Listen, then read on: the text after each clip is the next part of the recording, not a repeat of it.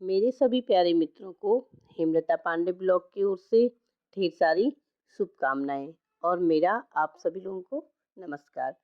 तो आप देख रहे हैं मैं अभी आज आपको MSD 1 के कुछ और प्रश्न हैं जो मैं आप लोगों के सामने उनको विस्तार से वर्णित करूंगी। इससे पहले मैंने अपने वीडियो में MSD 1 के कुछ प्रश्न जो मैंने आपको विस्तार से वर्णित किए गए हैं वो मैंने आपको डाले हुए हैं। आप लोगों ने वो प्रश्न सुन लिए होंगे और उनके उत्तर भी वहाँ पर विस्तार पूर्वक दिए गए हैं। जिसने नहीं सुना है तो एक बार मैं प्रश्न को रिपीट कर लूँ। पद्माकर में वर्णित प्रेम कथा तथा लोक तत्व के स्वरूप का सोदाहरण वर्णन कीजिए। ये प्रश्न मैंने आपको YouTube पे डाला हुआ है अपने चैनल पे, आप लोग इसको देख लें। इसका पूरा उत्तर मैंने आप लोगों को भेजा हुआ है। दूसरा, सूरदास की वात्सल्य और श्रृंगार वर्णन की प्रमुख विशेषताओं का उल्लेख कीजिए। ये दो प्रश्न आप लोगों को भेजे गए हैं। उसके बाद आज मेरा जो प्रश्न रहेगा वो है घनानंद की स्वच्छंद चेतना के प्रमुख आयामों पर प्रकाश डालिए। तो विस्तार से इस प्रश्न को हम लोग देखेंगे। घनानंद रीतिकालीन स्वच्छंद काव्यधारा के ही नहीं बल्कि समूचे हिंदी साहित्य के भी महत्वपूर्ण कवि हैं। उनकी विशिष्ट पहचान है। उन्होंने रीतिकालीन कविता की जड़ता को पहचाना और अपने साहित्य में उसका रचनात्मक प्रतिरोध किया। उनकी उक्ति इसी चिंता को स्वर देती है। देखिए, लोग हैं लाग कवित्त बनावत, मोहि तो मेरे कवित्त बनावत। घनानंद अपने मनोवेगों के प्रभाव में बहकर कविता लिखा करते थे। उनकी दृष्टि में काव्य शास्त्र के नियम उपनियम नहीं रहते थे, इसलिए इनके काव्य में जीवनगत स्वच्छंदता तथा काव्यगत स्वच्छंदता दोनों के दर्शन होते हैं। उन्होंने प्रिय व्यापार के कृत्रिम रूपों का त्याग किया है। जैसा कि हम सभी जानते हैं कि घनानंद रीतिमार्गी कवि हैं।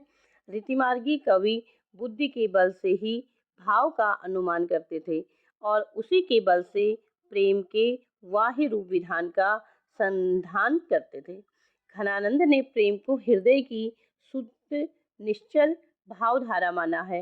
बुद्धि का उसमें गौण स्थान है। घनानंद की रचना अविधा में कम, लक्षणा और व्यंजना में अधिक है। इनकी शैली में वक्रता तथा ऋजुता दोनों दृष्टिगत होती है। शैली का आंतरिक रूप भाव प्रधान है, विभाव प्रभाव या वस्तु प्रधान नहीं, वह आत्मनिवेदन की शैली है। घनानंद ने कवित्व और सवैयों में भी अपनी अधिसंख्य रचनाएं रची हैं। अलंकारों का प्रयोग अत्यल्प दृष्टिगत होता है कि जो घनानंद का प्रेम है केवल नारी के स्थूल सौंदर्य तक ही सीमित नहीं रहा, वह ईश्वर प्रयत्न ऊपर उठा। इनकी रचनाओं में अश्लील मुद्राओं व असली चेष्टाओं के वर्णन नहीं मिलते। घनानंद की स्वच्छंदता का दूसरा आयाम विरह की विरह व्यथा है। एक भक्तिन अपने प्रिय के विरह में जो दुख दिन रात सहन कर रही है, इसको वो रात दिन ही समझ सकते हैं। वह विरह की अनुभूति हृदय ही अनुभव कर सकता है। इसके वर्णन के लिए कोई शब्द नहीं बने। चुपचाप सहते रहो यह, पर मौन रहो। यही तो घनानंद के प्रेम का आदर्श है। घनानंद ने प्रेम व्यापार के कृत्रिम रूपों का त्याग किया है।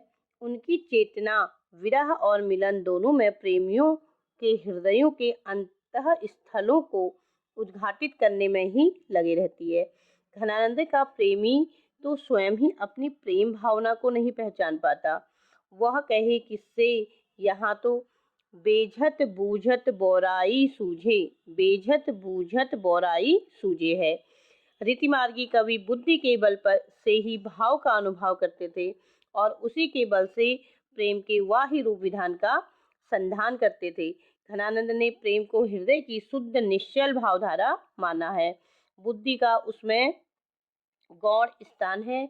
वे हृदय को प्रमाण मानते हैं। रीतिमार्गी कवि सखी दूती आदि द्वारा प्रेम निवेदन करते हैं। वे प्रेम निवेदन ही सामाजिक शास्त्रीयता की रक्षा करते हैं, किंतु घनानंद अपनी स्वच्छंद प्रवृत्ति के कारण उसकी अपेक्षा करते हैं। घनानंद संयोग में तो अंतर्मुखी रहते ही हैं। वो वियोग में वहाँ अंतर मुक्ता और बढ़ जाती है। घनानंद ने आत्मभूति को काव्य का विषय माना है। तो आपने देखा घनानंद की स्वच्छंद चेतना के प्रमुख आयामों पर प्रकाश डालिए। तो ये प्रश्न आपका यहाँ पर पूरा हो जाता है।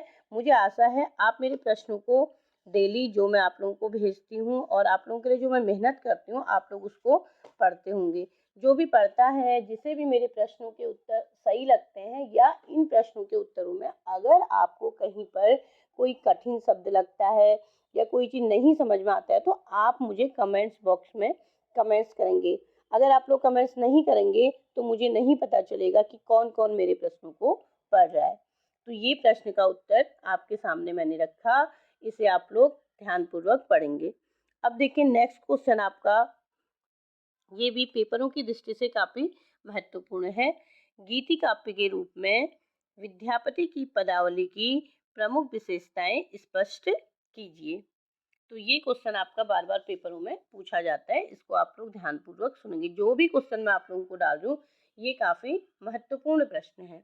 तो प्रश्न को आप लोग समझ चुके हैं। तो जो ये प्रश्न मैंने आपको स्क्रीन पर दिया हुआ है, इस प्रश्न को देखने के लिए आपको मेरा दूसरा